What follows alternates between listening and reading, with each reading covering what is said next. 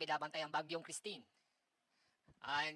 Nanatili pa rin maulap na kalagitnaan sa malaking bahagi ng Luzon at Visayas dulot ng bagyo. Kasalukuyan, ang layo ng sentro ng bagyo ay nasa 360 kilometers silangan ng Infanta, Quezon. Bahagyang lumakas ang bagyong Christine. Ngayon, ang lakas ng hangin na malapit sa gitna ay maabot sa 85 kilometers per hour, samantala ang pagbugso ng hangin ay nasa 105 kilometers per hour. Inaasahan na ito'y kilos west-northwestward o papalapit sa kalupaan, maaaring sa Northern Luzon, sa bilis na 25 kilometers per hour. Narito ang mga lugar na sa ilalim ng tropical cyclone wind signal. So nanatili pa rin buong Luzon, halos buong Luzon at Visayas ay nasa ilalim ng tropical cyclone wind signal.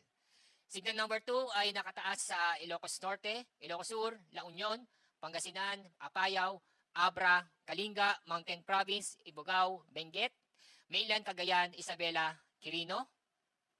Ganoon din sa Nueva Vizcaya, Aurora, Nueva Ecija, Tarlac, northern portion ng Zambales, northern portion ng Quezon, northern portion ng Bulacan, Polillo Islands, Camarines Norte, northern at eastern portion ng Camarines Sur, Catanduanes, eastern portion ng Albay, northeastern portion ng Northern Samar, at northern portion ng Eastern Samar.